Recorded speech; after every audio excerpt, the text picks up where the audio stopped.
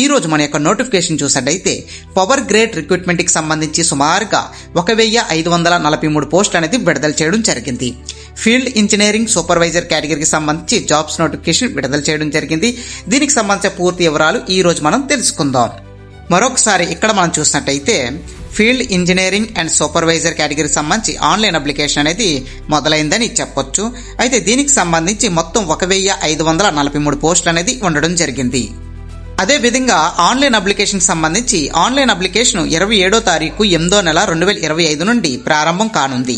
అయితే చివరి తేదీ చూసినట్టయితే 17వ తారీఖు 9వ నెల 2025 వరకు అప్లికేషన్ అది అప్లై చేసుకోవచ్చని వారు చెప్పడం జరిగింది.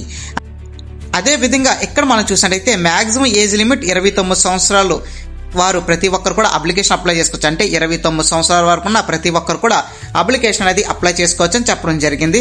అదే విధంగా ఏజ్ రిలాక్షన్ కూడా వర్తిస్తాయని కూడా వారు చెప్పడం జరిగింది. ఎస్సీ ఎస్టీ వారికి 5 సంవత్సరాలు, ఓబీసీ వారికి 3 సంవత్సరాల చొప్పున వయసు సడలింపు కూడా వర్తిస్తుందని వారు చెప్పడం జరిగింది.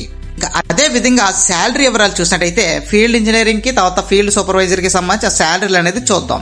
ఇక్కడ మనం చూసినట్టయితే మొదటగా ఫీల్డ్ ఇంజనీరింగ్ సంబంధించి స్టార్టింగ్ స్టేజ్ శాలరీ అనేది 30,000 నుండి స్టార్ట్ అవుతుంది. అయితే హైయెస్ట్ ప్యాకేజ్ చూసినట్టయితే 1,20,000 వరకు శాలరీ అనేది ఉంటుందని వారు చెప్పడం జరిగింది. ఇండస్ట్రియల్ డిఏ అండ్ హెచ్ఆర్ఏ అదే విధంగా 35% బేసిక్ పే అనేది ఉంటుందని వారు చెప్పడం జరిగింది.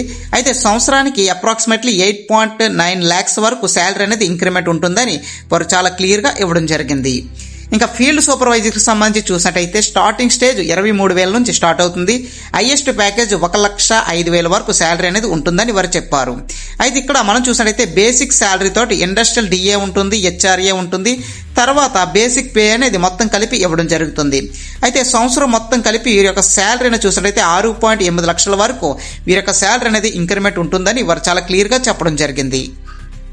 అదే విధంగా పోస్టుల వివరాలు చూసినట్టయితే ఇక్కడ మొదటిగా ఫీల్డ్ ఇంజనీరింగ్ కేటగిరీలోని ఎలక్ట్రికల్ డిపార్ట్మెంట్ చూసినట్టయితే 592 పోస్టులు, ఫీల్డ్ ఇంజనీరింగ్ సివిల్ కేటగిరీ చూసినట్టయితే 198 అని చెప్పొచ్చు, 198. ఫీల్డ్ సూపర్వైజర్ ఎలక్ట్రికల్ కేటగిరీ చూసినట్టయితే 535, ఫీల్డ్ సూపర్వైజర్ సివిల్ కేటగిరీకి సంబంధించి చూసినట్టయితే 193, field supervisor and electronics communication engineering సంబంధించి 85 పోస్టులు ఉండడం జరిగింది.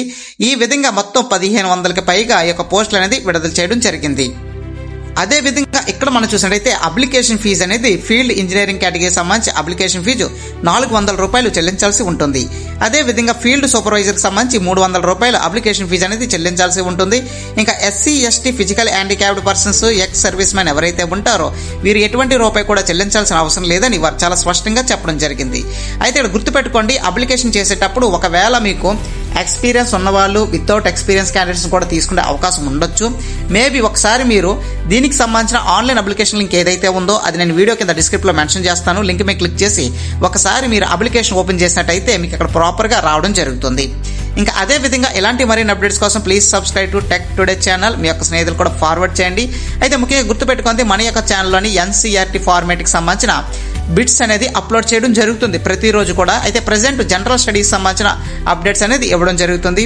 మీ యొక్క స్నేహితులకి ఫార్వర్డ్ చేసినట్టయితే వాళ్ళకి ఎంతో యూస్ఫుల్గా ఉంటుంది. Thank you for watching this video. Please subscribe to Tech Today channel.